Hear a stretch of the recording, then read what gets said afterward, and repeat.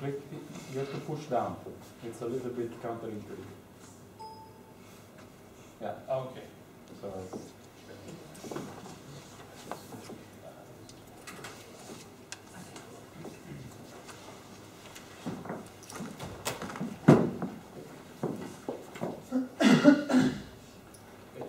Thank you everyone for coming for our presentation.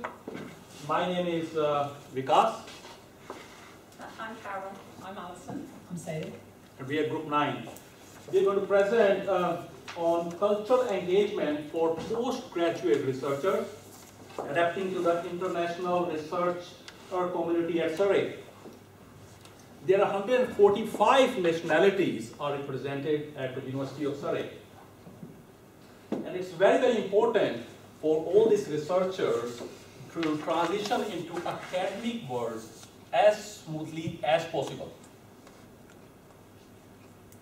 Cultural issues has been identified as one of the major issues which need to be addressed while transition into academic research world.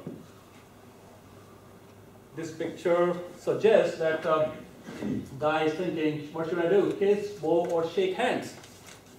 Another cartoon. All of us may have encountered or witnessed these kind of problems. So the first one you see, person is thinking, what do I do now? Another one is thinking, oh, when he's going to take my car? Lady is thinking, he seems a bit unfriendly. And guy is saying, oh, wow, personal space invasion.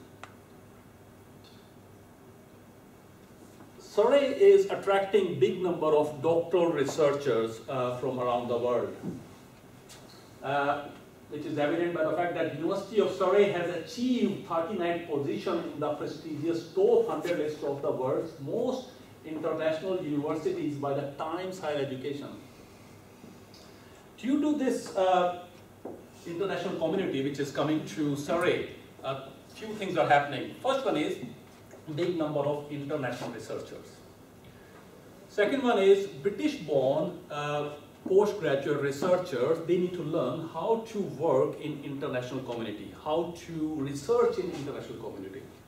Third one, all these researchers who are coming here to study, to do research, they come with the wealth of experience and different backgrounds, and they have certain kind of expectation from UK higher education institutes, and those expectations need to be addressed. So this module can help to address those problems. According to the Guardian, only 57% of non-humanities PhD students obtain their PhD 10 years after enrollment, while in the humanities the figure dropped to 49%. So it is evident by this fact that there is a need, there is a gap in market there which need to be addressed by some cultural awareness program. And there's a cartoon which is an analogy between marriage and PhD. Marriage typical length is 7.5 years, whereas PhD typical length is 7 years. Marriage begins with a proposal and thesis. PhD began with a thesis proposal, and both are culminated in a ceremony where you walk down an aisle dressed in a gown. And the bad part here is 50% marriages end in bitter divorce, and PhD's bitter remorse. International office in Surrey University, they do provide some help, but that is not enough to fill the gap. That's targeting for all the undergraduates, for everyone, but not for postgraduate researchers. So there is a gap which needs to be addressed. One of the challenges faced by research community is spouse adaptation in local culture here. They find it very, very difficult to network, to make their network. And this cartoon also shows that students telling sir to professor, and professor is getting annoyed. The whole time the student is telling me sir. So if you see in this figure, we expect other people to behave as we do, but they don't, and we react with anger. Same thing with other people. They expect us to behave as they do, but we don't, and they react with anger, and then opportunity for cultural awareness comes. Now I will pass to my colleague Alison to discuss about theoretical framework.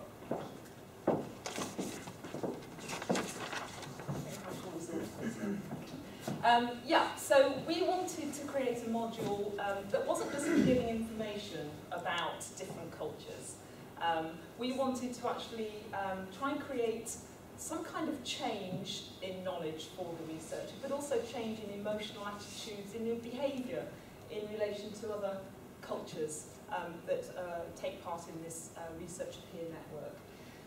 We're very much aware that although researchers are coming to the UK to do their research, actually the research community is international, and their very presence is creating a different kind of community within Surrey. So we wanted a theoretical framework that could offer some kind of holistic approach to cultural awareness. And we decided to go for Bloom's taxonomy, because that provided a holistic framework for detailing, for mapping your educational objectives. And we were focusing in particular in two domains that Bloom and his team identified, the cognitive and the affective domains. And I'm just going to talk you through Bloom's taxonomy just to provide an orientation for you. So in terms of the first domain that Bloom identified in terms of educational objectives, we're looking at the cognitive domain, which is broken down into these 6 elements.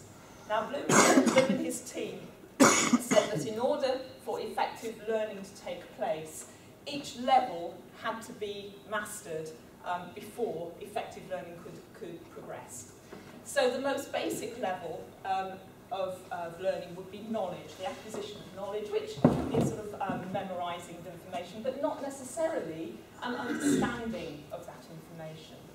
But once you've developed the skills required for a more passive knowledge acquisition, you can progress to this higher level of learning, comprehension, where you're able to summarise, paraphrase. And in turn, once you've mastered that, you can move on to a more sophisticated level of learning, application. Here you're solving problems, you're really using the information that you're acquiring at the cognitive level. On the basis of that, you can then progress even further to an analytical use of the learning.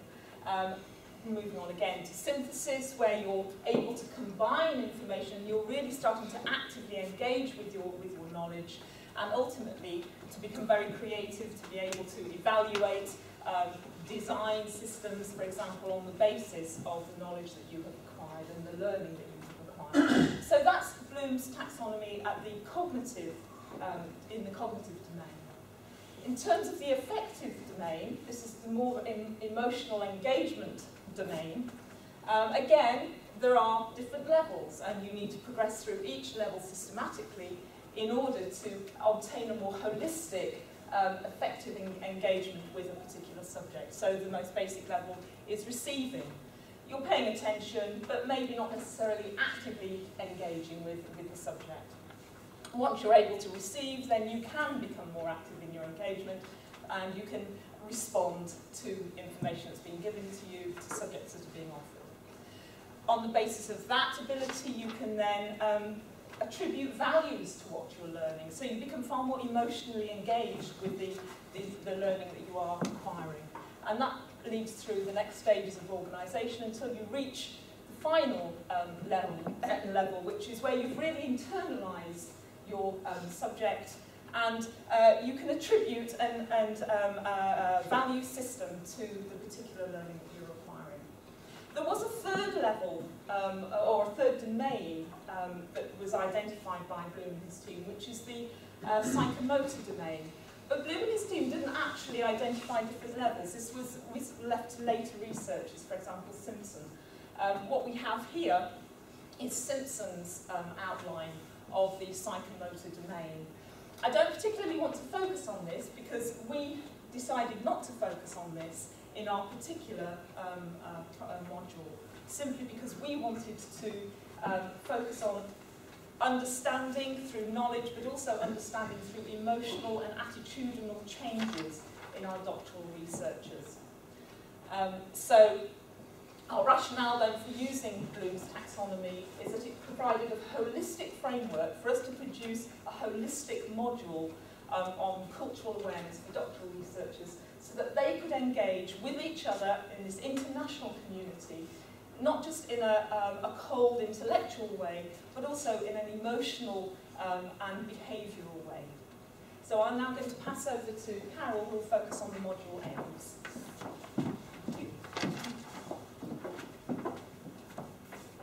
So what were we aiming to do with this module? There were 4 different aims that we came up with that we would like to try and address through this voluntary module that would be non-credit bearing for our PGR researcher community. So we wanted it to be, as Alison suggested, based on the Bloom's taxonomy, those 2 different domains, and thinking about their emotional and attitude changes and connection with the hugely international, varied researcher community that we have at Surrey. So these are the first 2 aims. So the first was thinking about recognising it, discussing it, acknowledging, knowing what the community is at Surrey. So that's the very basic knowledge type levels, and receiving and responding to that information if we're looking at the different Bloom's domains there. The second aim was to think about examining that and adapting it, and thinking about how researchers communicate in that really diverse community of researchers, that international academic community. How can they adapt and communicate effectively? The third module aim was to think about debating that. So thinking of those key issues, and I gave you out a leaflet there. We asked the PGR researchers what they wish they'd known when they started their PhD. And a lot of it was about adapting to life in a UK institution, and specifically in Guildford. It has its own culture, Guildford, compared to Cardiff or wherever you come from. So how can they adapt and work effectively in a British UK institution, and specifically in Guildford? And the fourth module aim is for them to really engage with the workshop activities and build their own network just by participating in that workshop, but also then how they can use that to expand their academic network, their peer network. I like this picture, letting up hands. So what would the student know at the end? Well, we would want them to, on that basic level, know the sources of information, the knowledge, be able to recall that information and support that is available to them. We would also want them to be able to discuss that. We'd do that through case studies, and Sayed will come on to talk about how we do that more specifically. But thinking about the communication styles between different cultures, that could be a social science culture and a science culture. It can be international, different cultures, different countries, but thinking that in case study context. We'd also want them to think about that in terms of communication and be able to evaluate how they are communicating with their colleagues, with their peers, with other academics and researchers. It's very important, and one of the things that came out in that quick study that we did of what they wish they'd known was examining your own culture is very important to be able to compare that with what's different about the culture that you're working in. So being able to explore those key issues of living and working in the UK and in an academic community. We'd want them to be able to formulate ways that they can communicate effectively with their colleagues, with their supervisors. Some of the cartoons that we showed at the beginning of the presentation highlight some of those very simple problems, or seemingly simple problems.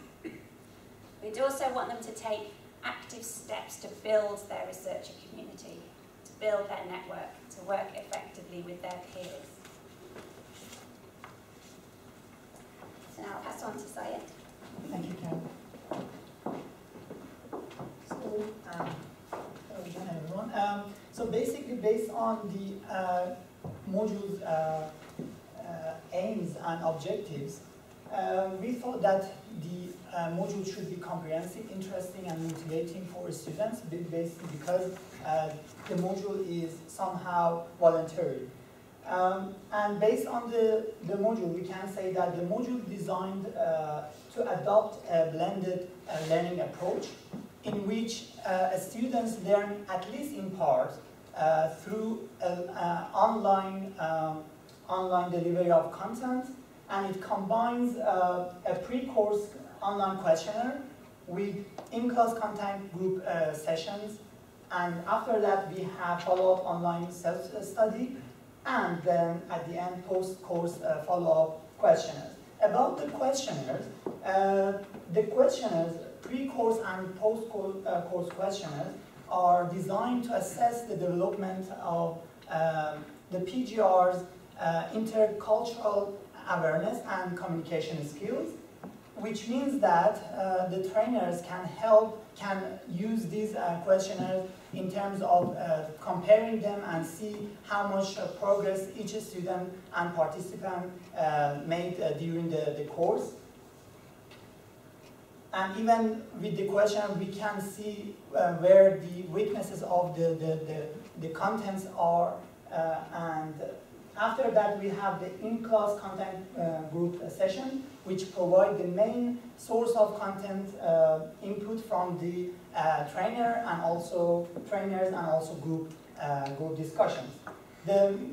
Beyond the content, the major benefit of these parts and this session is that a student can realize that different people, different students, different participants from different regions, from different countries and cultures can behave differently, and they have different approaches. So in this case, if we want to help new students, or if we want to communicate with the other people, we need to make sure that we use the right approaches and behavior.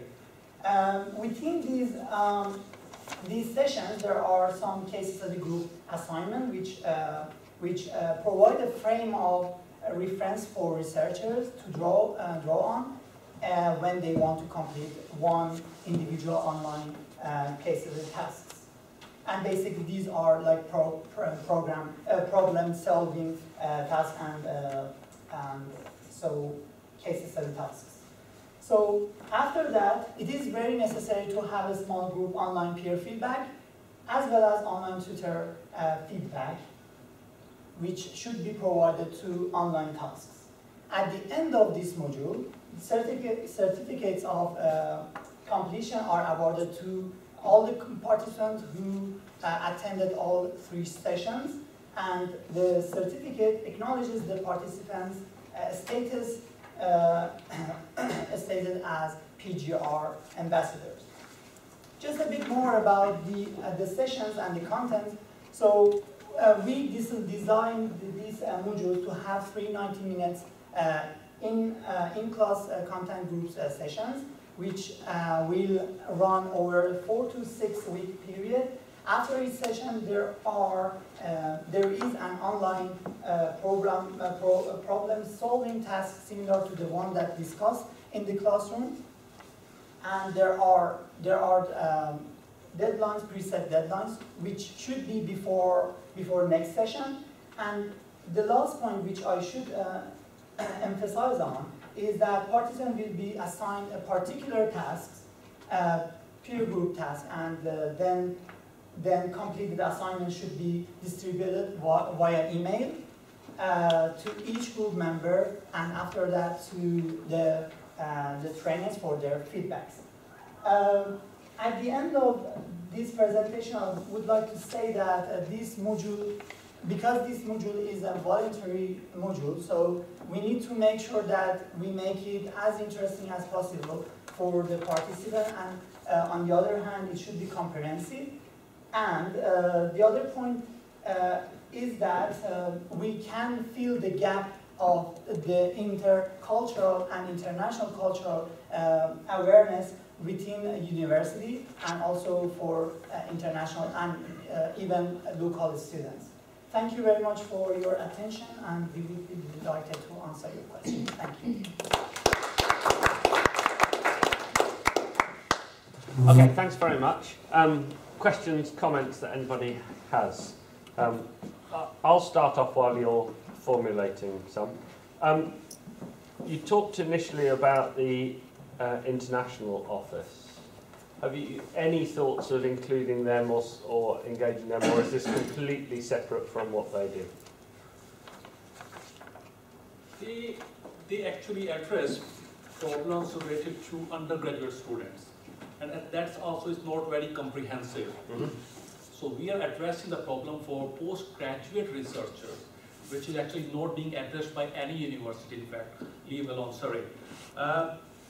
In Cambridge, Department of Engineering, they do a couple of sessions for postgraduate researchers. In Swansea University, they do, but that's for all students. So there is a gap because not any university, in fact, is doing this one. I hope it's answered your question. Yeah, no, it's fine. I think sometimes we need just to be aware of how things link into provision that's provided or people who are doing roles, and whether it's worth, theoretically at least, talking to them about what their role might be, whether they may contribute in some way. But I take your point. I think there is this issue about how and where people fit in, but I just think it might be worth thinking about how different parts of the university may even feed in and support. Exactly, because like the research communities, they have a different kind of issue, different kind of problems from normal students. So that is we're trying to address. We did actually talk to the international office Okay. In the design Yes. spoke to them, and they were actually very enthusiastic Yeah. at the idea of having a module like this. So I think we'd be very Yeah, happy to actually, collaborate. they really love to be in this session, but because this is like the open before this academic year, so it was so difficult for them because they're dealing with new students coming in. Sure. So yes, but they are really interested in this movement. Yeah, great. Any other comments, questions? My question is, if it's starting October 2015, I'm just putting out something here, Yeah. and it's voluntary, non-credit-bearing, how do the students know to go to it? It would be advertised through the research and development programme, so the majority of the courses, workshops, events that we offer are voluntary, and so we would advertise it to the researcher community that's already here, and then we put it on our website. So would there be any way of getting the students to buy into this? I mean, getting supervisors to recommend it to their students? Yeah. I'm just thinking of the buy-in rather than Yeah, anything else. It's a constant problem getting people engaged with the programme, and we're sort of trialling things at the moment where we're getting mentors, which is what this leaflet's for those that are just arriving.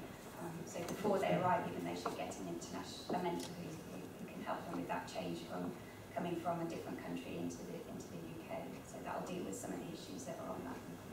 Can I add just one point? Because as an international student, when I saw like the first weeks that when I came in the UK, and especially in this university, when I saw the international office helping a student, it was a big motivation for me to help the other students. So sometimes if we just have one advertisement on the website of the university, it should be enough for the international students to come and help and participate in this module.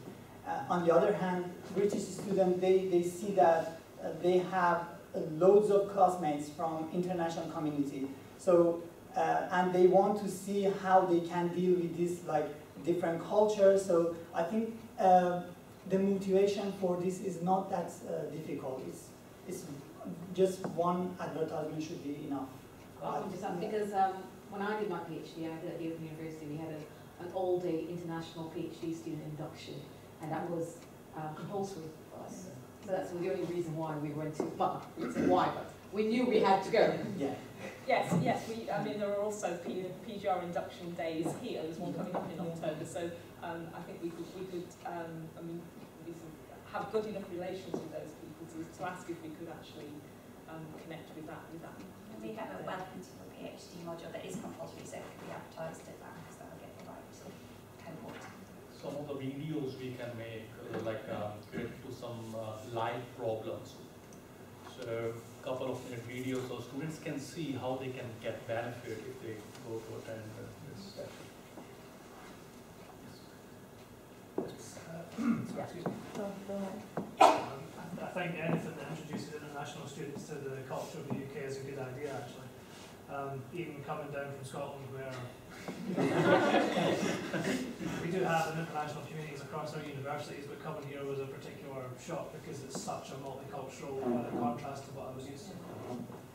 I would question whether there is enough content to necessarily make it a module particular. I mean, some things, for example, the academic writing, the referencing, yeah, these are things that could be introduced quite easily to international students, but things like the practical aspects, the managing your supervisors, these are something that every single PGR student faces, international or UK or otherwise. So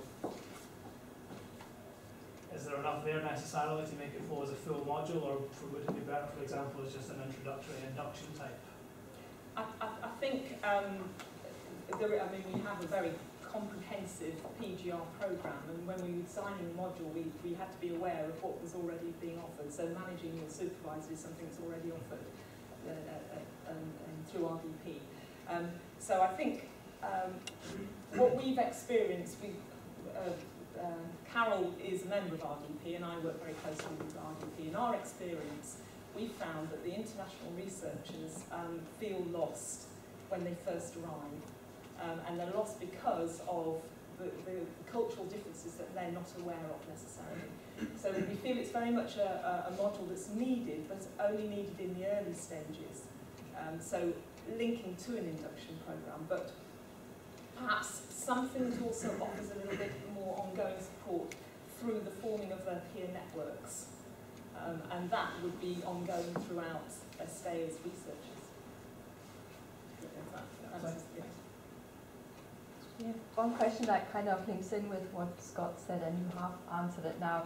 Yeah, I would question the whole rationale for the module, because when we look at PhD progression, the question is, so is progression higher in UK students compared to overseas? So is the reason for not progressing in that group? If that is the case, I mean, I think we would need to look at the numbers. Is it really that the total lack of communication and the feeling lost at the beginning, does that have a bigger impact on their progression rates than on the UK students? And linked to that, I thought that the content, as Scott said, was pretty much focused on any PhD kind of student issues that you have when you start. So I think, yeah, the question, what's the USP of this? Like, what is it that will make, why do we need to tackle overseas students in particular?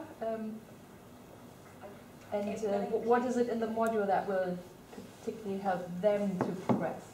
It's not only about international students, it's about British-born students as well, because they will be working in international research environment. So they need to have understanding also of this environment.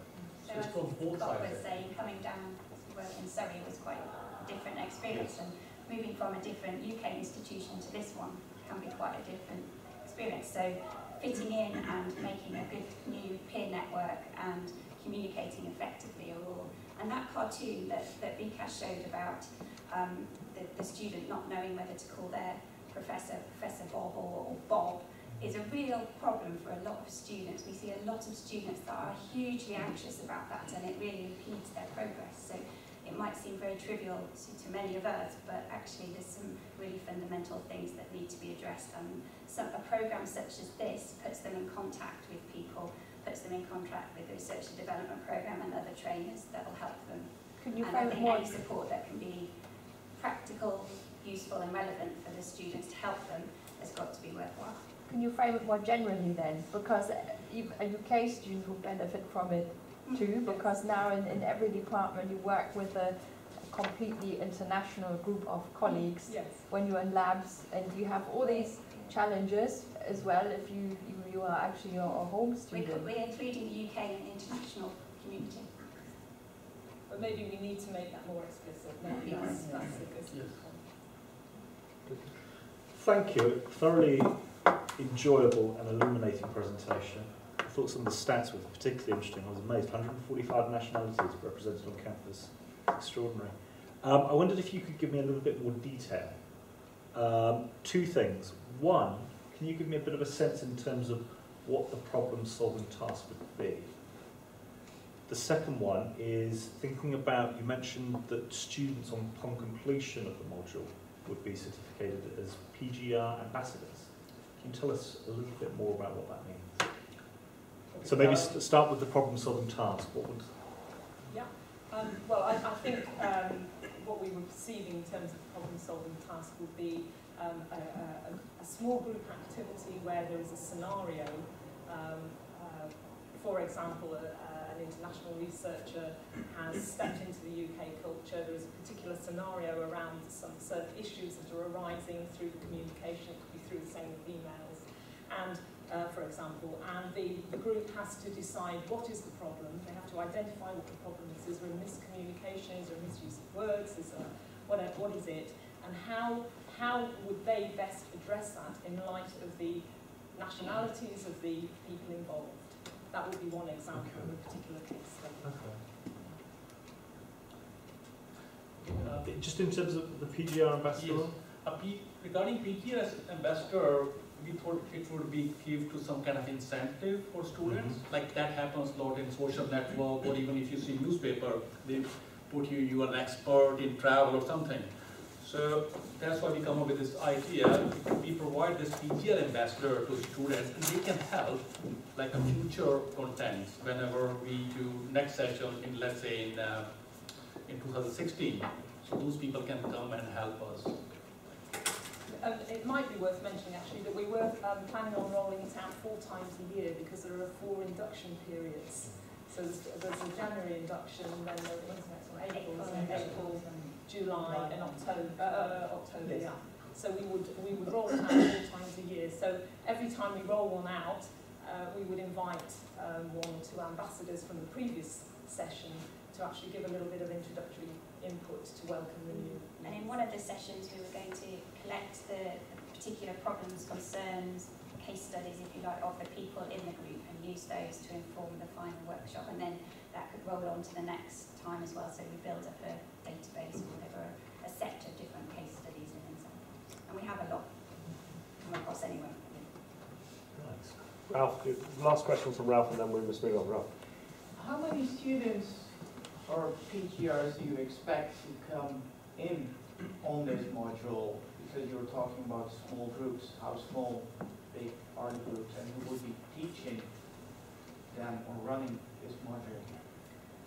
Well, there's around, total number of PGRs at the university is around 1,1500, but on our typical workshops that are voluntary, we would probably get around 20. But what's the intake each round of international students? The percentage of international students is around 60 to 70%. I don't know exact figures. It's harder to find than you think. I don't know if anybody else knows it. The greatest intake is October, and then the other intakes are lesser. But it fluctuates as well. So who would you have to teach or run these groups? So it would probably be trainers from the RDP or other volunteers from lecturers from around the university. If we could recruit people in, that would be fabulous. And then, you know, if people get their certificate and wanted to come along and help with the sessions as well.